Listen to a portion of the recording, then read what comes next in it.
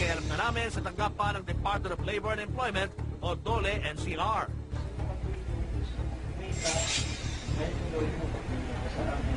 I think this is a scam dahil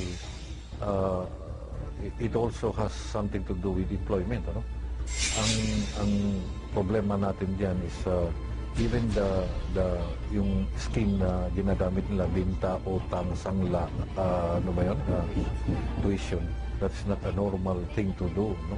When you do business. Babayaran yung ang tao ng certain amount to be a member. Tapos eventually, ang kanilang trabaho ay magbibenta ng mga sabon, mga ibang beauty products, which I think has something to do with employment also.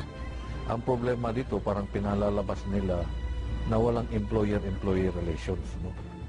Dagdag pa ng kinatawa ng DOLE NCR, may masamang epekto ring dulot sa mga marirecruit ang pagiging miyembro ng networking o pyramiding. Yung scheme nila would actually betray their purpose na ang talagang pakay nila is to convince especially the young ones na sumama dito sa scheme na ito. In order for it to be attractive na maka-recruit ng mga tao is to provide a very lucrative return of your investment.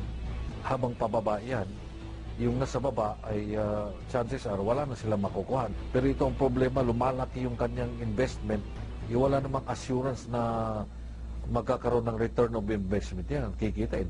This is actually illegal under our laws. Hindi allowed itong pyramiding dahil scam ito. Scam. Dahil ilang kamalian sa kalakarang pinatutupad, ang agad na nakita ng DOLE sa recruitment at marketing scheme ng UNO. Isang inspeksyon ang agad na pinag-utos ng ahensya. Ang na-violate nila dito is that they have advertised assurance of a work. However, walang trabaho na ibibigay.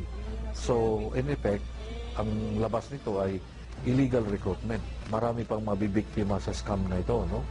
And so, we will coordinate with the local government unit para siguro makancel ang kanilang mayor's permit so that they will stop doing business para hindi na sila makapagbiktima ng iba pang mga tao, lalo na yung mga kabataan.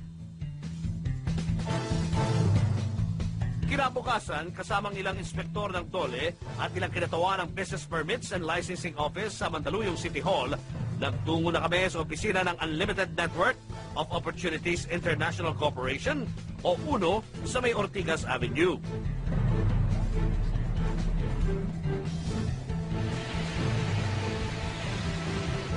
Maya-maya pa. Isa sa mga empleyado ng kumpanya ang humarap at nakipag-usap sa mga tauhan ng DOLE at ng City Hall. Kayo po ba yun? Ako si Chris. Ako yung isa sa mga managers.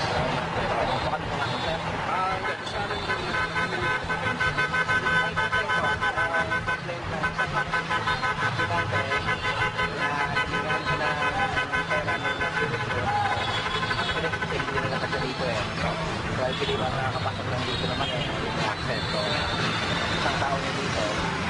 Gusto ko makita yung mga employment record. Mag-interview kami ng mga tao ninyo. As part ng inspection namin. So, yung authority namin. At dahil tumanggi silang papasukin ang mga otoridad para sa dapat sanay isasagawang inspeksyon. So, nag-issue na lang kami ng violation of Act of Way, denied access to non-essential workers. Dito nakaraang Lunes, muli kaming nakipag-ugnayan sa DOLE NCR para sa susunod na aksyong gagawin ng ahensya. We have options to force entry into the compound. One of which is to re-inspect the same establishment with the assistance of the law enforcers. The second one is to call the management or Unlimited Network Opportunities for a conference before our office. And the third one is for us to issue an order directing UNO to give us access to the establishment. Pangakong tututukan ang reklamo ng estudyanteng si Rica para hindi na madagdagan pa ang katulad niyang biktima. Samantala, sinubukan na rin namin makipag-ugnayan sa tanggapan ng Unlimited Network of Opportunities International Corporation o UNO para hingin ang kanilang panig hinggil sa reklamo. Una namin inalam mula sa kanilang kinatawan ang paraan kung paano kumikita ang kanilang mga miyembro. Dito, in order for you na kung gusto mo maging distributor ng UNO, all you need to do is to purchase initially yung tinatawag namin product package. Kung ano yung presyo ng product pack na binili mo, yun yung equivalent ng produkto ng binibili na nakukuha mo at ng marketing kits na kasama doon para sa pagnenegosyo mo. Noy amin na rin inusisa ang kalakarang PAS o PUST o Benta, Utang, Sangla at Tuition na itinuturo sa kanilang mga nire-recruit para makapagbayad sa kanilang membership fee. Yung business na sinasabi nila is hindi siya tinotolerate ng kumpanya. Kapag nalaman namin na ginagawa ng isang distributor yon, is automatic binibigyan namin ng karampatan na sanction. Maging ang pagre-recruit sa mga minor de edad, pinahayag nilang bawal sa kanilang kumpanya, maliban na lamang kung may pahintulot ito ng magulang o ng guardian.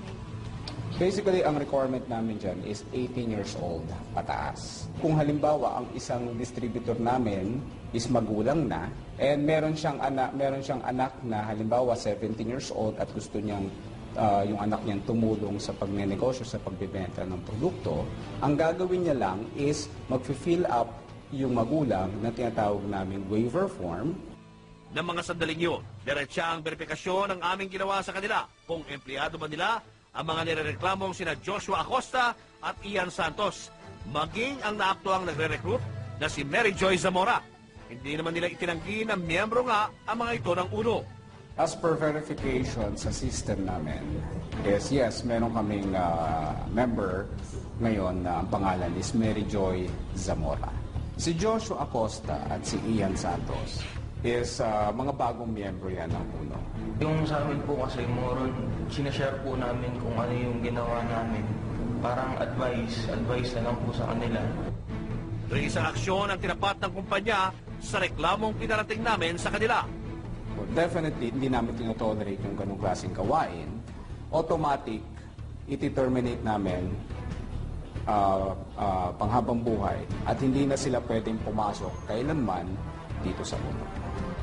Kaugnay nito, bukod sa babala, nagbigay rin ng dole ng ilang paraan para sa posibleng paghanapan ng trabaho ng ating mga kabataan. Mas mabuti siguro na dumaan sila sa mga legal na channel, no?